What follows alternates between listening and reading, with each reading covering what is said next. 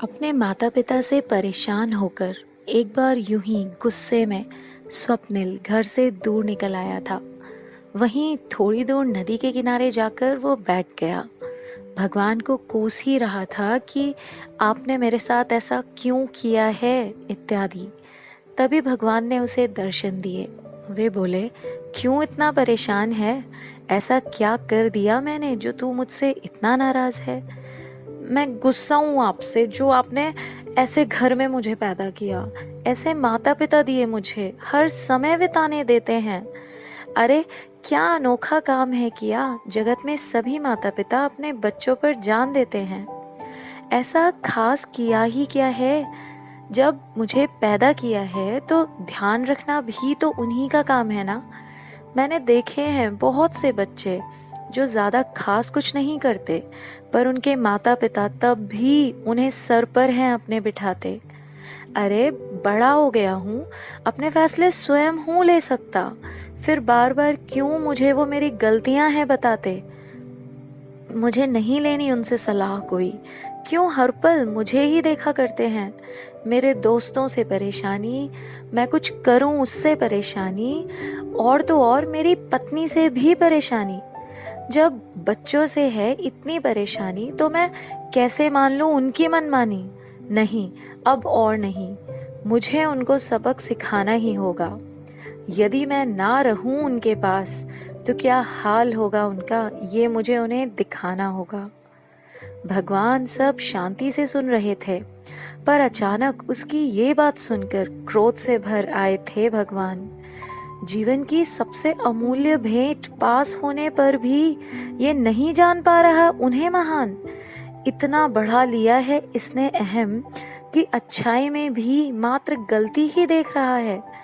आंखों पर बंधी इस अहम की पट्टी से वो भी देखने लगा है जो हुआ भी नहीं है। सब कुछ है बुरा लगता, चाहे वो बात उसके पते की ही करते हों। मात्र अपने ही सुख को आगे जान भूल रहा है माता पिता का सम्मान। इसने माता पिता को ही नहीं, मुझे भी आघात पहुंचाया है। इसे सबक सिखाना ही होगा। इसे घमंड है ना कि इसके बिना उनका क्या होगा, तो पहले मुझे उनकी अनुपस्थिति का अनुभव इसको कराना होगा। ये सोचते ही वो अंतर ध्यान हो गए।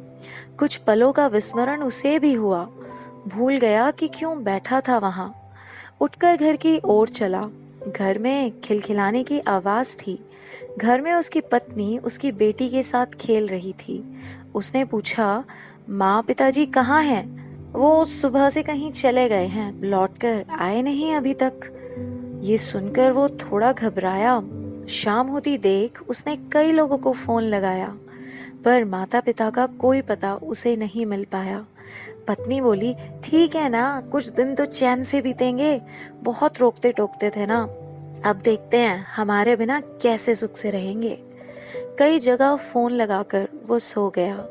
उस रात उसे एक सपना आया। आंख खुली तो स्वयं को सड़क के किनारे पाया। ठिठुरती सर्दी, फटे कपड़ों में वो लेकर कटोरा भीख मांग रहा था। दूर खड़े एक बच्चे के माता पिता को उस बच्चे को प्यार से स्कूल बस में चढ़ाते हुए ताक रहा था। बस्ता उस बच्चे के पास था, बस्ता इसके भी पास था। उसका पुस्तकों से भरा और इसका कुछ फटे पुराने कपड़ों से भरा था।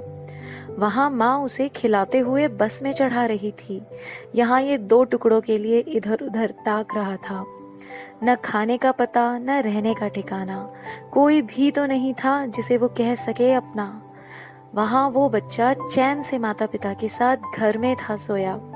ये यहाँ ढूंढ रहा था अपने लिए एक बिछौना।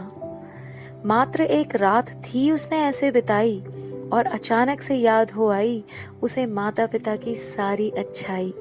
सुबह आँख खुली तो पसीने में चेहरा था भीगा। उठकर चारों तरफ देखा तो पाया ये तो घर था अपना। समझ गया ये था एक सपना डरावना। तभी दरवाजे पर दस्तक हुई। बैंक वाले, कार वाले और घर की किश्त लेने वाले आए थे। सब साथ रहेंगे ये सोचकर पिताजी ने बड़ा घर बनवाया था। ऐसे ही बहुत सी चीजों की किश्त पिताजी भर रहे थे। वो बिना जताए अपने बच्चों के सुख का ध्यान रख रहे थे। स्वप्निल के पास नहीं थे इतने पैसे कि वो ये सारी किश्त भर सके। वो सोचता है कि और कुछ नहीं तो कम से कम अपने घर को तो सुरक्षित रख सके। तभी पता चलता है कि कुछ कारणों से जिस फैक्ट्री में वो काम करता था वो बंद हो रही है। उसकी नौकरी भी चली गई। अब उसे कुछ समझ नहीं आ रहा था कि क्या करे वो, कैसे अपना घर बचाए, कैसे अब वो परिवार का भरण पोषण कर पाएगा। उसी रात उसकी पत्नी और छोटी बेटी पिज्जा की जिद करते हैं और गुस्से के कारण वो उन्हें जोर से डांट देता है कि पैसों की कोई कद्र है या नहीं। यहाँ मैं इतना परेशान हूँ, इतने खर्चे हैं मेरे ऊपर और तुम दोनों को पिज्जा की पड़ी है। वो बहुत ज्यादा परेशान हो जाता है। वो सोचता है कि यदि उसने अगले एक हफ्ते में लोन के पैसे नहीं चुकाए तो घर खाली करना पड़ सकता है। वो उठकर बाहर चला जाता है और पैदल पैदल दूर सड़क पर निकल जाता है। वो अपने कई दोस्तों को फोन करता है, उन सभी को जो उसे अपना कहते थे, और अपनी सहायता के लिए याचना करता है। सबके पास अनेक बहाने थे, कोई मदद नहीं करता, उल्टे सब सलाह देते हैं कि जब पैसे कम हो तो इतने लोन नहीं लेने चाहिए। वो यही सब सोचता हुआ चले जा रहा था कि कैसे सब ठीक करेगा वो, कि तभी सामने से आती गाड़ी से उसकी टक्कर हो गई। वो बेहोश हो गया था। उसके सर पर काफी चोट आई थी। संयोगवश उस कार में उसके पापा के दोस्त बैठे थे। वो जल्दी से उतरकर गाड़ी में उसे बैठाकर अस्पताल ले जाते हैं और उसकी पत्नी को फोन करके सब बताते हैं। वो उसे जल्दी से अपने सास ससुर के साथ अस्पताल में आने के लिए कहते हैं। कुछ ही देर में संजना अपनी बेटी को लेकर अस्पताल में पहुंच जाती है। स्वप्निल बेहोश था अभी तक। संजना उसके पलंग पर सर रखकर रोने लगती है। उसके अंकल समझाते हैं उसे कि डॉक्टर ने कहा है कि स्वप्निल ठीक हो जाएगा बेटा। फिर वो उससे पूछते हैं कि उसके सास ससुर कहाँ हैं, वो क्यों अभी तक नहीं आए। संजना के पास कोई जवाब नहीं था। तभी डॉक्टर आकर उन्हें बताते हैं कि स्वप्निल का ऑपरेशन करना पड़ेगा और उसके लिए 5 लाख रुपए आज ही जमा करने होंगे। संजना बहुत घबरा जाती है कि कहाँ से लाएगी वो इतने पैसे। वो अपने सारे दोस्तों को और स्वप्निल के भी दोस्तों को फोन करके सहायता मांगती है, पर कोई आगे नहीं आता। यदि आज रात 5 लाख रुपए जमा नहीं किए गए तो स्वप्निल को बचा पाना मुश्किल हो जाएगा, ऐसा डॉक्टर ने उसे बताया था। आज उसे अपने सास ससुर याद आ रहे थे। वो भगवान के आगे हाथ जोड़ती है कि कहीं से भी वो उसके सास ससुर को उनके पास ले आए। स्वप्निल के अंकल उसको बताते हैं कि स्वप्निल के पापा ने उसके लिए हेल्थ इंश्योरेंस ले रखा है। वो बताते हैं कि उन दोनों ने अपने बच्चों की पॉलिसी साथ में कराई थी। जल्दी से उसे मंगवा लो, पॉलिसी 10 लाख की है, सारा खर्चा संभल जाएगा। संजना जल्दी से घर जाती है और अपनी सासू माँ की अलमारी में देखती है। उसे वहाँ पॉलिसी मिल जाती है। वो जल्दी से अस्पताल पहुँच जाती है और पॉलिसी अंकल को पकड़ाती है।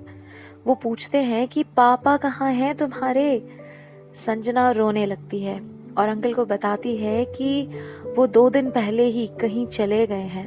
अंकल हैरान हो जाते हैं और पूछते हैं कि ऐसे कैसे कहीं चले गए, तुम लोगों ने ऐसा क्या किया मेरे दोस्त और भाभी के साथ, तुम्हारे साथ तो ये होना ही चाहिए था। पर याद रखो, अभी भी तुम्हारे पति का इलाज तुम्हारे सास ससुर के कारण ही हो पा रहा है। अंकल वहां से चले जाते हैं। कुछ ही दिन में स्वप्निल घर जाने लायक हो जाता है। वो कार में बैठकर उसी रास्ते से जा रहा था जहां वो नदी पड़ती थी। अचानक से कार का ड्राइवर जोर से ब्रेक लगाता है और स्वप्निल की आंख खुल जाती है। प्रभु अब भी उसके सामने खड़े थे। वो पूछते हैं उससे कि उनको वो वहां खड़ा करके कहाँ खो गया था। उसे तो कुछ शिकायत थी ना जो वो उनसे करना चाहता था, कुछ माता पिता के बारे में। तो वो उससे कहते हैं कि बताओ जल्दी क्या समस्या है, मुझे और भी बहुत से काम हैं। स्वप्निल घबरा कर स्वयं और स्वयं के चारों तरफ देखता है। फिर भगवान से कहता है कि नहीं, कुछ नहीं कहना आपसे मुझे। मैं तो आपका धन्यवाद करना चाहता था कि आपने मुझ पर माता पिता की छत्र छाया बनाए रखी है। आप बस मुझे इतना आशीर्वाद दें कि उनकी ये छत्र छाया यूं ही मुझ पर सदा बनी रहे और वो हमेशा बहुत खुश रहें। यह कहकर वो तेजी से अपने घर की ओर दौड़ता है और जाते ही अपने पिताजी के चरणों में गिर जाता है। उसके पिताजी उसे उठाकर गले लगाते हैं और कहते हैं, कोई बात नहीं बेटा, तुझे हमारे साथ रहना पसंद नहीं तो तुम अलग रह सकते हो। वो रोने लगता है और कहता है, नहीं पिताजी, मुझे क्षमा कर दीजिए, मैं समझ चुका हूँ कि मैं आपके बिना कुछ भी नहीं हूँ। पिताजी अपनी पत्नी को आवाज लगाते हैं कि ले आओ भाई अपने बेटे की पसंद की पनीर की सब्जी, हमारे पास लौट आया है ये। माँ भी मुस्कुराती हुई आती हैं और कहती हैं कि मैं ना कहती थी कि जल्द ही लौट आएगा ये। ले, मैंने तेरे लिए तेरी ही पसंद की पनीर की सब्जी बनाई है। सब हंसते हुए एक साथ भोजन कर रहे थे। तो ये थी स्वप्निल की कहानी। हम में से भी काफी लोगों से मिलती जुलती है ना ये कहानी।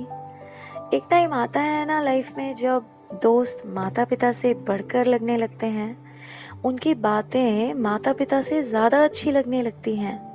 इसमें कोई बुराई नहीं कि हमें कुछ दोस्त बहुत अच्छे लगते हैं और उनकी बातें भी। बुराई तब है जब उनके सामने आप अपने माता पिता को कुछ ना समझें, माता पिता उनके सामने आपको बुरे लगने लगे। कभी माता पिता बुरे लगने लगे ना, तो बस एक काम करना, एक बार आंख बंद करके अपना जीवन शुरू से बिना उनके देखना। शायद माता पिता अच्छे लगने लग जाएं।